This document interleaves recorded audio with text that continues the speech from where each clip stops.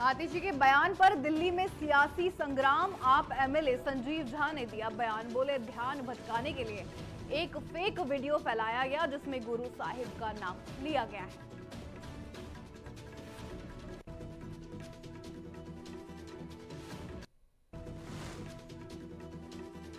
आतिशी के बयान पर घमासान शुरू। एमसीडी में भाजपा पार्षदों ने आप नेता के खिलाफ किया प्रदर्शन। हंगामे के बाद सदन स्थगित।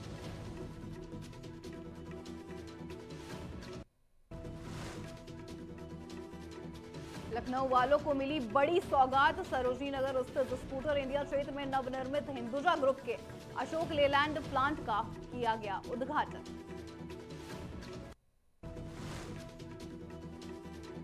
दिल्ली एनसीआर में बदला मौसम का मिजाज। झमाझम बारिश के साथ हुई दिल्ली की सुबह। 5 से 7 डिग्री सेल्सियस दर्ज किया गया तापमान।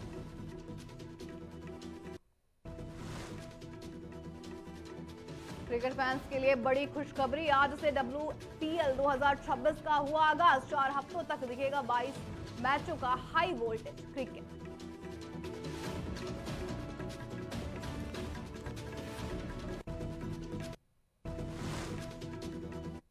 नमस्कार, आप देख रहे हैं न्यूज टीवी इंडिया। मैं हूं आपके साथ स्नेहा सिंह। शुरुआत करते हैं आज की बड़ी खबरों के साथ। दिल्ली की सियासत में इन दिनों गुरु तेग बहादुर जी की शहादत को लेकर जबरदस्त हंगामा मचा हुआ है। बता दें, भाजपा ने आपकी नेता आतिशी पर सिख गुरुओं का अपमान करने का आरोप लगाया है, जबकि आप इसे भाजपा की साजिश बता रही है। बता दें, दिल्ली विधानसभा के शीतकालीन सत्र के दौरान गुरुवार को सिख गुरुओं के अपमान से जुड़े कथित फर्जी वीडियो को लेकर आप एमएलए संजीव झा का बयान सामने आया है। उन्होंने कहा है कि ध्यान भटकाने के लिए एक फेक वीडियो लगातार फैलाया जा रहा है जिसमें गुरु साहिब का नाम लिया गया है। साथ ही आपको बता दें, कपिल मिश्रा ने गलत ट्रांसक्रिप्ट लिखी हुई है, इसलिए हमने कहा कि शर्मनाक ये काम है। मैंने ये भी मांग की है कि इसे तुरंत बैन किया जाए और इसे फैलाने वालों के खिलाफ सख्त से सख्त कार्रवाई की जाए।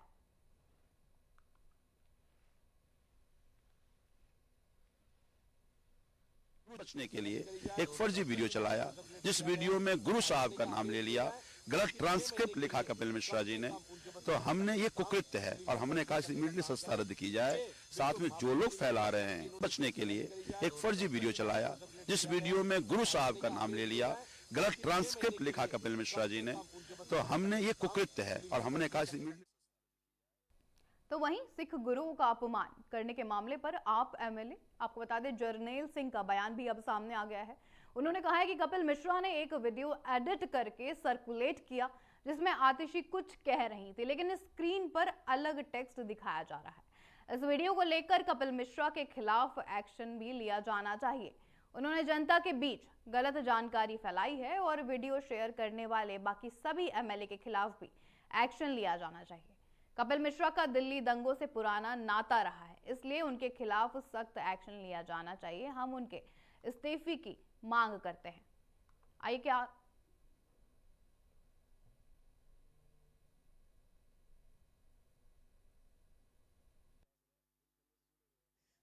तो कपिल मिश्रा जिसने वो वीडियो एडिट करके चलाई जिसमें आतिशी जी कुछ बोल और रही हैं और लिखा कुछ और आ रहा है, उस वीडियो को लेकर और कपिल मिश्रा जी पर कार्रवाई होनी चाहिए।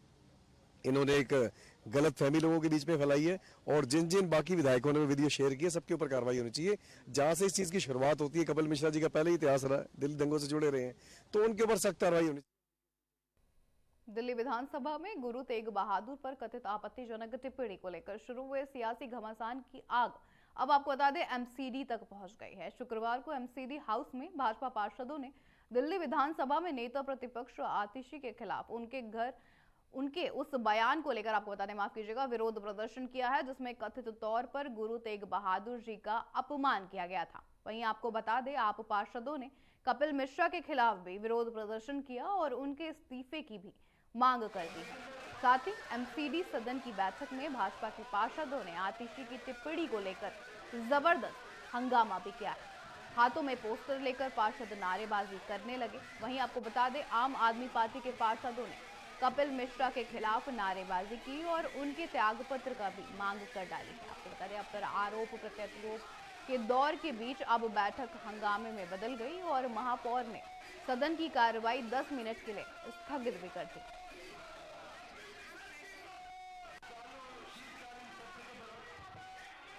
आप अपनी टीवी स्क्रीन पर देख पा रहे हो कैसे हाथों में पोस्टर लेके नारेबाजी हो रही है। ये सारा मामला कपिल मिश्रा के त्याग पत्र की उठी मांग से शुरू हुआ। हंगामे के बाद बता दें सदन स्थगित भी हो गया। आरोप प्रत्यारोप के दौर के बीच बैठक हंगामे में बदल गई और महापौर ने सदन की कार्रवाई 10 मिनट के लिए स्थगित भी कर दी। एमसीडी में भाजपा ने ये प्रदर्शन किया।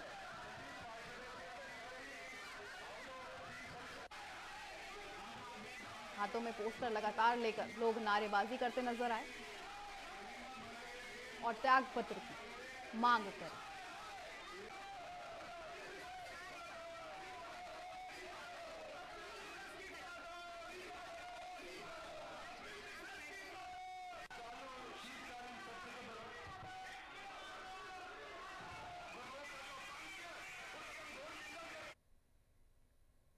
आज लखनऊ वालों को बड़ी सौगात मिली है। बता दें दरअसल लखनऊ में सरोजनी नगर स्थित स्कूटर इंडिया क्षेत्र में नवनिर्मित हिंदुजा ग्रुप के अशोक लेलैंड प्लांट का उद्घाटन हुआ है।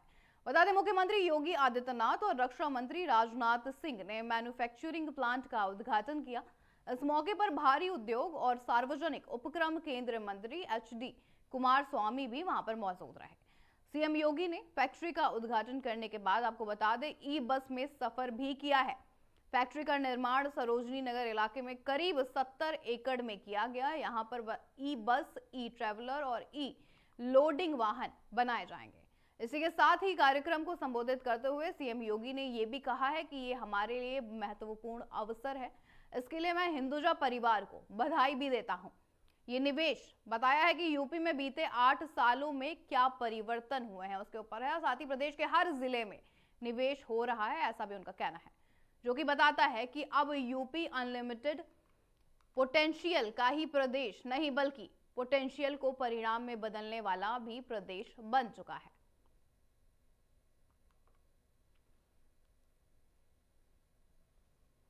हिंदुजा परिवार को सीएम योगी ने बधाई भी दी है। बताया है कि उत्तर प्रदेश बहुत तेजी से आगे बढ़ रहा है और सभी विकास कार्य समय पर हो रहे हैं। लखनऊ वासियों के लिए एक बड़ी सौगात मानी जा रही है। अशोक लेलैंड ई वाहन प्लांट का उद्घाटन था। सीएम योगी ने ई बस में भी सफर किया इस दौरान।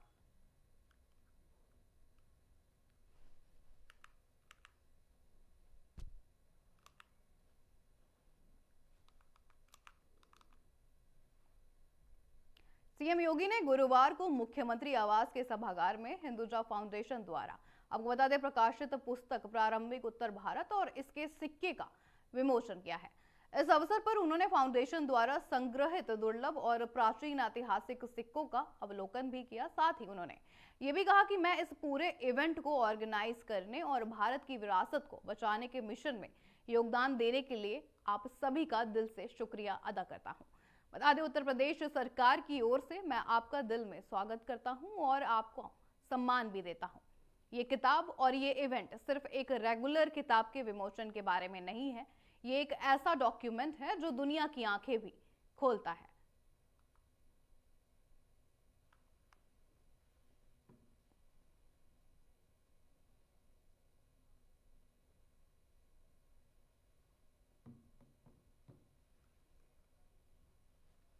इस पूरे आयोजन को आयोजित करने,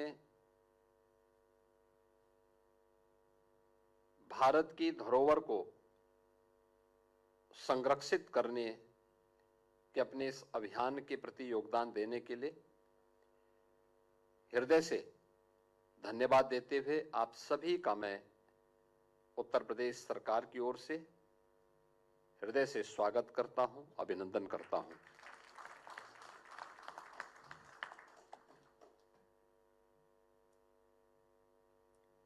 यह पुस्तक और ये समारोह एक केवल एक सामान्य पुस्तक का विमोचन नहीं है, दुनिया की आंखों को खोलने वाला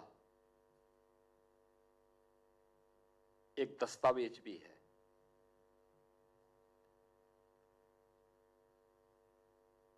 हम इस बात से पूरी मजबूती के साथ कह सकते हैं कि महाभारत जिस भारत के बारे में कहता है कि दुर्लभम भारतीय जन्म मानुषम तत्र दुर्लभम, यानी भारत में जन्म लेना दुर्लभ है और उसमें भी मनुष्य के रूप में जन्म लेना तो और भी दुर्लभ है। उसकी एक झलक हिंदुजा फाउंडेशन और प्रोफेसर देवेंद्र हांडा जी ने इस पुस्तक के माध्यम से आप सबके सामने प्रस्तुत किया है, और यहां पर जो ये प्रदर्शनी लगाई गई है ये उसकी एक झलक भी है।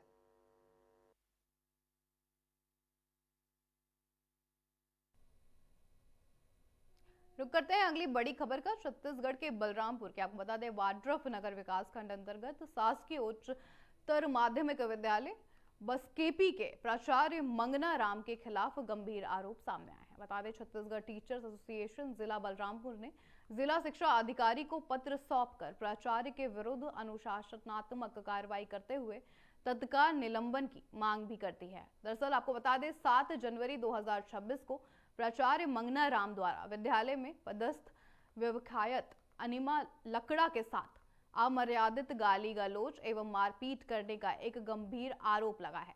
पीड़ित शिक्षिका 9 महीने की गर्भवती है। इसके बावजूद उनके साथ अमानवीय व्यवहार भी किया जा रहा है, जिसे शिक्षक संघ ने अत्यंत निंदनीय बताया है। बता दें टीचर्स एसोसिएशन का यह भी कहना है कि इस घटना से शिक्षकीय पेशे की गरिमा को गहरी ठेस पहुंची है और पूरे शिक्षा विभाग में आक्रोश का माहौल व्याप्त है। बता दें संगठन ने इस घटना की कड़ी शब्दों में निंदा भी की है और संबंधित प्राचार्य पर सख्त से सख्त कार्रवाई की भी मांग करती है। एसोसिएशन ने जिला शिक्षा अधिकारी से आग्रह भी किया है कि भविष्य में इस तरह की घटनाओं की पुनरावृत्ति न हो, इसके लिए प्राचार्य मंगना राम को तत्काल निलंबित कर कठोर अनुशासनात्मक कार्रवाई की जाए। फिलहाल आपको बता दें मामले में जिला शिक्षा अधिकारी ने मामले में जांच कर उचित कार्रवाई करने का शासन भी दिया है।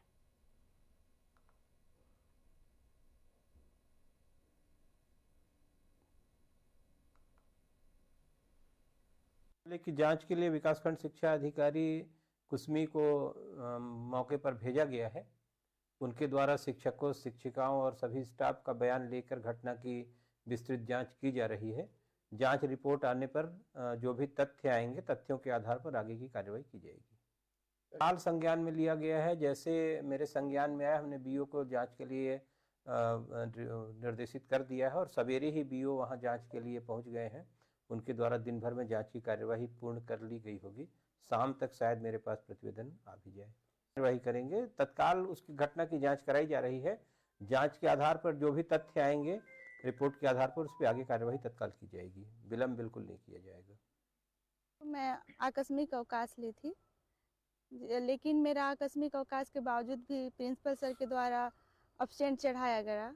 तो अब्सेंट का मैं सर से कारण पूछी कि सर मेरा अब्सेंट क्यों चढ़ाया गया, और बाकी स्टाफ भी 2 लोग अब्सेंट थे, उनका नहीं चढ़ाया गया था। तो मेरे द्वारा कहा गया कि बाकी स्टाफ के साथ अब्सेंट मतलब अन्याय, मेरे साथ अन्याय और बाकी के साथ न्याय क्यों हो रहा है, उनके उसमें अब्सेंट क्यों नहीं चढ़ाया गया।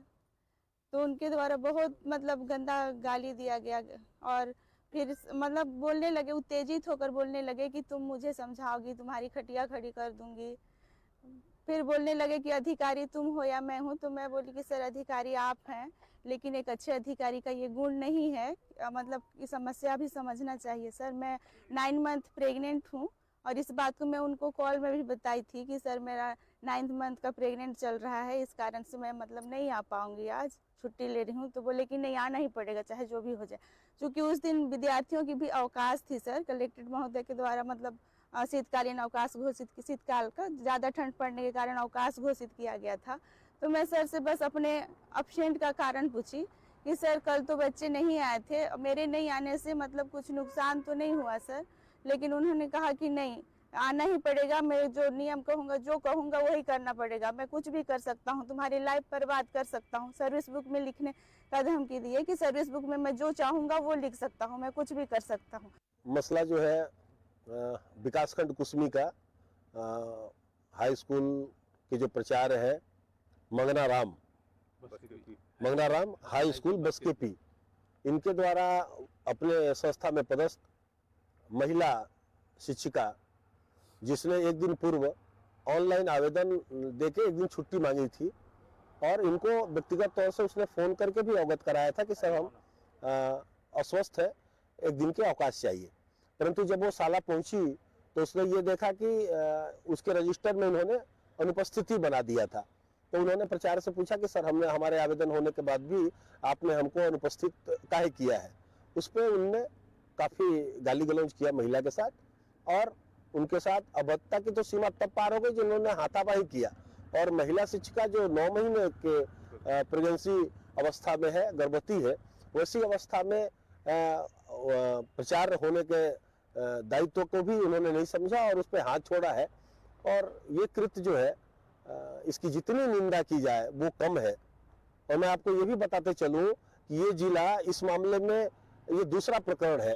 इसके पहले एक मामला राजपुर का आया था जहां के प्राचार्य ने भी वहां महिला शिक्षकों के साथ इस तरह भद्र व्यवहार किया था, जिसको हम लोगों ने संज्ञान में लाया और बाद में वो व्यक्ति निलंबित हुआ था। और ये दूसरा है इस जिले का, और जहां शिक्षक अपनी पूरी ऊर्जा के साथ संस्था को चलाने में अपना समय व्यतीत कर रहा है, वहां पे उनका अगर संस्था प्रभारी उनके साथ इस तरह का भद्र व्यवहार करे तो शिक्षकीय जो मूल है, जो सिद्धांत है, उस पर वो अपना काम नहीं करेगा और पूरे लोग नाराज हैं और उस पर मांग कर रहे हैं कि ये प्राचार्य का तत्काल निलंबन हो। हमने आज जिला शिक्षा अधिकारी माननीय कलेक्टर महोदय को भी ज्ञापन सौंपा है और कहा है कि तत्काल इन पे निलंबन की कार्रवाई की जाए ताकि वहां पे जो शिक्षक है वो स्वतंत्र रूप से रह के कम से कम जो शिक्षकीय कार्य है वो शिक्षक छात्रों के हित में और गांव के हित में कर सके।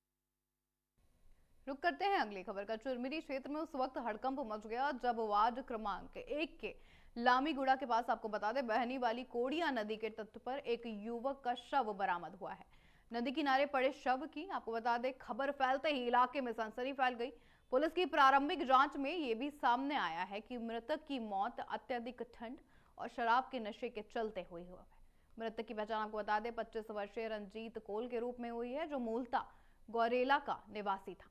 रंजीत पिछले 3 वर्षों से चिरमिरी के हल्दबाड़ी क्षेत्र में रहकर एक ईंट भट्टे में मजदूरी कर रहा था। घटना की सूचना मिलते ही पुलिस और FLST मौके पर पहुंची और आवश्यक जांच के बाद शव का पंचनामा कर उसे शवगृह में सुरक्षित रखवा दिया गया है। बता दें, इस मामले में अब स्थानीय लोगों का यह भी कहना है कि घटना के समय मृतक के साथ 2 अन्य मजदूर भी वहां पर मौजूद थे, जो शव मिलने के बाद से वहां से फरार बताए जा रहे हैं।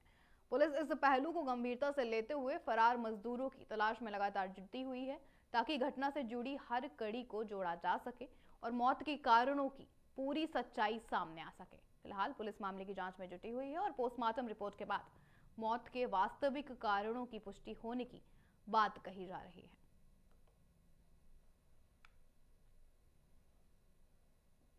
लाश पड़ा है सर जी, मेरे हिसाब से तो ये हाथापाई हुआ है और वो मुलजिम भी दोनों फरार हैं।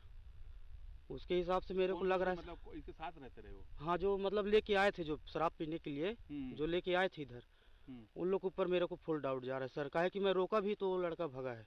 शक कर रहे हैं आप? जी। अच्छा, ये कब से पड़ा हुआ है ये अनुभव हम लोग को तो अभी पता चला है सुबह। बाकी दीदी मेरा बता रहा है कल 2 बजे से घर से निकले हैं उनके साथ में। क्या नाम है, तो जानते हैं? जी। क्या नाम है? इसका नाम रंजीत कोल है सर। कहाँ रहता है ये मऊहरी राण में रहती है। तो आपको शंका काहे हो रहा है कि? तो शंका इसलिए हो रहा है ना सर जी कि उन लोग भाग गए। भाई हम रोके भी उसको आवाज देके, पहचानता हूँ उस कुली को, रोके भी तो भाग गया सीधा। मोबाइल पहुंचाने का क्या मामला आ रहा है? मामला आ रहा है भाई मेरा कि जैसे कि साथ में गए थे, तो साथ में लाना चाहिए ना अगला को। अब इनके घर को मिसेज को मोबाइल पहुंचा दिया गया? जी, मोबाइल दिए और उसको बोले कि मतलब हमसे पहले आया है, निकल गया है वहाँ से लामीगुड़ा से। क्या नाम है आपका? अंबर गुप्ता। जो लाश पड़ी हुई है, क्या इसे पहचानते हैं आप? हाँ। क्या नाम है उनका? रंजीत कोल तो बता रहे हैं। सुनने में आ रहा है कि आपके भट्टे में काम करते रहे। कौन कौन मजदूर काम करते रहे? ये और इसकी घरवाली। और अभी जो बता रहे फरार है 2 आरोपी, 2 जन। हाँ, वो भी आते थे, काम करते थे। हाँ, लेकिन वो आना जाना करते थे। बता रहे गांव वाले कि इनके साथ कल रात को रुके थे, वो शराब के सेवन। हाँ, ये 3 लोग निकले हैं कल दारू पीने के नाम से। उसके बाद फिर वो 2 लोग सुबह तक थे साइड में। उसके बाद फिर वहाँ से गए हैं ये लोग, मतलब 10-11 बजे के आसपास। क्या लगता है आपको देख के लाश को? अब देख के तो इसको यही लग रहा है एक ठो खरोच वरोच कुछ है नहीं, दारू पीने से और ठंड से ही ऐसा लग रहा है। अब बाकी पीएम रिपोर्ट बताएगी क्या है क्या नहीं। अच्छा, प्रथम दृष्टया ठंड की वजह से ठंड की वजह से ही लग रहा है, क्योंकि बॉडी भी अकड़ी हुई है, एक भी बॉडी में खरोच नहीं है उसके। अच्छा, अब वो साहब लोग विवेचना करेंगे, बाकी पीएम रिपोर्ट बताएगी क्या हुआ क्या नहीं हुआ है। वैसे कच्ची शराब बिक्री का मामला सामने आ रहा है यहाँ पे? हाँ, अभी इस गांव में तो बिकता है शायद ऐसा दारू वारू, उतना जानकारी नहीं है मेरे को। कच्ची शराब का ना? हाँ, अब उसी का सेवन से तो कहीं मृत्यु हो नहीं सकता है। अब दारू तो पिए हैं यहाँ, अंग्रेजी भट्टी तो है नहीं, कच्ची ही पिए होंगे बिना डिग्री का। हाँ, बगैर डिग्री का। ग्राम लामी गुड़ा के पास एक छोटी सी नदी है, कौड़िया नदी। वहाँ पे एक व्यक्ति मृत होके पड़ा हुआ है करके सूचना प्राप्त हुई थी। मर्ग इंटीमेशन लेकर के वहाँ पर तत्काल हम लोग FSL टीम के साथ पहुँचे थे और ये मृतक का नाम जो है रंजित कोल, उम्र लगभग 25 वर्ष प्राप्त हुआ है जानकारी जो है। और वो यहाँ ईटा भट्टा में ईटा बनाने का काम करता था और लगभग 3 वर्ष से हल्दीबाड़ी स्टेशन के पास में निवासरत था और रहने वाला गौरेला का है। तो इनके बॉडी को अभी मरचुरी में रखवा दिए हैं। कल उनके वारिशान आने से अगला जो भी कार्रवाई किया जाएगा। प्रथम दृष्टया क्या लगता है?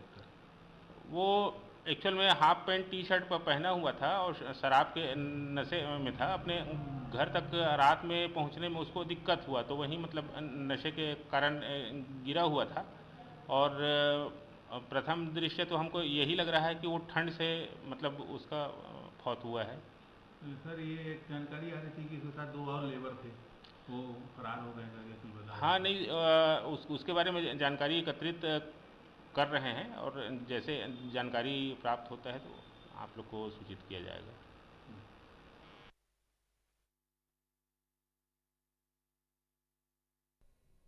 रुक करते हैं अगली खबर का। यातायात जागरूकता महीने के अंतर्गत आपको बता दें, चिरमिली पुलिस द्वारा जनहित में एक विशेष कदम उठा दिया गया है। बता दें, स्थानीय बड़ा बाजार स्थित दुर्गा पूजा पंडाल में चिरमिली थाना के माध्यम से विशाल निःशुल्क नेत्र शिविर का सफल आयोजन हुआ। इस कार्यक्रम का प्राथमिक उद्देश्य सड़क सुरक्षा और यातायात जागरूकता को बढ़ावा देना भी था। विशेष रूप से आपको बता दें, वाहन चालकों की आंखों की जांच पर जोर दिया गया ताकि चालकों की दृष्टि संबंधी समस्याओं की पहचान हो सके, समय रहते आंखों का उचित उपचार सुनिश्चित किया जा सके। साथ ही आपको बता दें, कमजोर नजर के कारण होने वाली संभावित सड़क दुर्घटनाओं को रोका भी जा सके। शिविर में स्थानीय नागरिकों और वाहन चालकों का भारी उत्साह देखने को मिला। बता दें, आयोजन के दौरान लगभग 150 लोगों के आंखों की विस्तृत जांच की गई है। जांच के उपरांत जरूरतमंदों को संस्थान की ओर से निःशुल्क दवाएं भी उपलब्ध कराई गई। चिरमिली थाना प्रभारी ने यह भी बताया कि सुरक्षित यातायात के लिए चालक का शारीरिक रूप से स्वस्थ होना अनिवार्य है, जिसमें आंखों की रोशनी सबसे महत्वपूर्ण भूमिका निभाती है। इस शिविर के माध्यम से पुलिस ने न केवल सुरक्षा का संदेश दिया है, बल्कि सामाजिक सरोकारों के प्रति अपनी प्रतिबद्धता भी दोहराई है।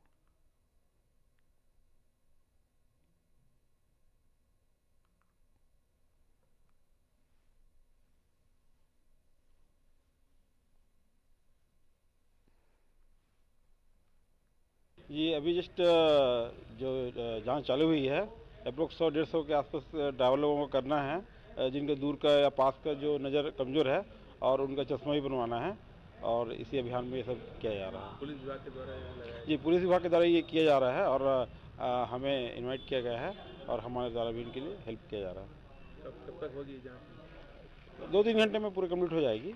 आज ही का है ये यातायात जागरूकता 1 माह का चल रहा है। पुलिस महानिरीक्षक महोदय एवं SP महोदय के निर्देश है कि यातायात जागरूकता को ठीक से फैलाया जाए और उसी तारतम्य में जो चालक है उनके नज़रों की जांच कराई जा रही है। नेत्र परीक्षण और जिला अस्पताल से समन्वय स्थापित कराकर लोगों के आँख का परीक्षण कराया जा रहा है, जो निःशुल्क है पूरी तरह से, पुलिस विभाग के द्वारा आयोजित किया गया है। पुलिस विभाग की स्टाफ के द्वारा भी करा रहे हैं क्या? सभी जो भी लोग आएंगे उनका परीक्षण, नेत्र का परीक्षण कराया जाएगा। और अब बात कर लेते हैं मौसम की। तो दिल्ली NCR में शुक्रवार के तड़के मौसम से 307 डिग्री करवट बदल दी है। बता दें, दिल्ली के कई इलाकों में सुबह सुबह मौसम का दोहरा रूप भी देखने को मिला है। एनसीआर के कई इलाकों, नोएडा से लेकर आपको बता दें गाजियाबाद, दादरी और आसपास के कई इलाकों में हल्की बूंदाबांदी दर्ज भी की गई है। दरअसल प्रचंड ठंडी के बीच दिल्ली में बारिश एक नई आफत के रूप में सामने आई है। दिल्ली एनसीआर में आज सुबह सुबह हल्की बारिश दर्ज की गई, साथ ही कई इलाकों में धुंध की परत देखने को भी साफ मिली है। दिल्ली एनसीआर में कड़ाके की ठंड पड़ रही है। वहीं मौसम विभाग ने यह भी बताया है कि दिल्ली की कई जगहों पर न्यूनतम तापमान 5 से 7 डिग्री सेल्सियस दर्ज किया गया है। कड़ाके की ठंड के बीच बारिश का आना, पारा और भी गिरने की संभावना है। मौसम विभाग के अनुसार बारिश के बाद दिल्ली का पारा चढ़ने की भी अब पूरी संभावना है। हालांकि दिल्ली एनसीआर में बारिश की वजह एक प्रकार की खुशखबरी लेकर भी आई है। बारिश की वजह से दिल्ली एनसीआर AQI में कमी आने की भी संभावना है।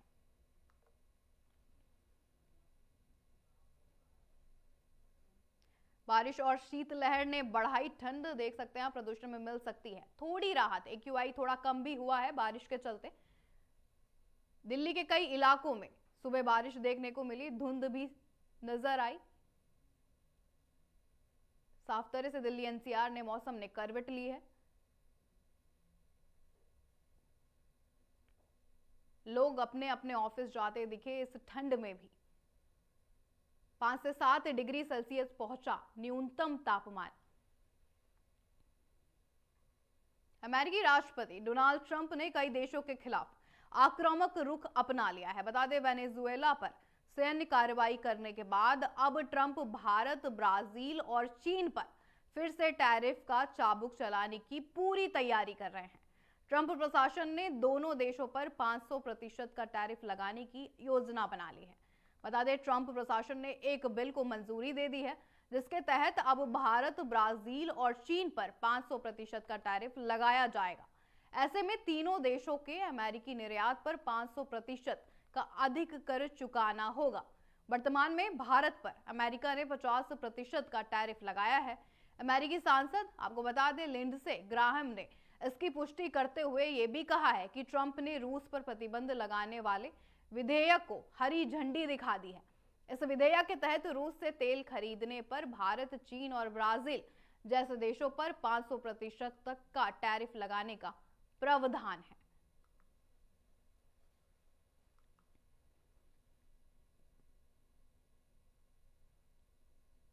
आज 9 जनवरी है और आज से एक बार फिर क्रिकेट प्रेमियों की नजरें टीवी स्क्रीन पर टिकी रहने वाली हैं। जी हां, महिला क्रिकेट का सबसे बड़ा मंच महिला प्रीमियर लीग 2026 आज से शुरू हो रहा है। रोमांचक मुकाबले, स्टार खिलाड़ियों की टक्कर और नए सितारों के उभरने का सिलसिला आने वाले दिनों में फैंस को भरपूर मनोरंजन देने वाला है। आज से शुरू हो रहा WPL ने सिर्फ घरेलू स्तर पर उत्साह बढ़ाएगा ये, बल्कि इसी साल इंग्लैंड में होने वाले T20 विश्व कप की तैयारियों की भी मजबूत शुरुआत करेगा। बता दें, ये लीग 9 जनवरी से 5 फरवरी तक नवी मुंबई और बड़ौदा में खेली जाएगी। 4 हफ्तों तक 22 मैचों का हाई वोल्टेज क्रिकेट देखने को भी मिलेगा। बता दें, मुंबई इंडियंस और रॉयल चैलेंजर्स बेंगलुरु को खिताब जीतने का अनुभव है, जबकि दिल्ली कैपिटल्स हर बार फाइनल तक पहुंचकर भी आखिरी कदम पर चूक गए हैं। यूपी वॉरियर्स और गुजरात जॉयंट्स ने चमक दिखाई है, लेकिन अब भी ट्रॉफी के इंतजार में दोनों हैं। बात करें अगर पिछले सीजन्स की, तो 2023 में मुंबई इंडियंस ने खिताब जीता था, जबकि 2024 में रॉयल चैलेंजर्स बेंगलुरु ने चैंपियनशिप जीती थी। हालांकि अभी ये देखना काफी दिलचस्प होगा कि 2026 में कौन सी टीम ट्रॉफी पर कब्जा जमा पाती है।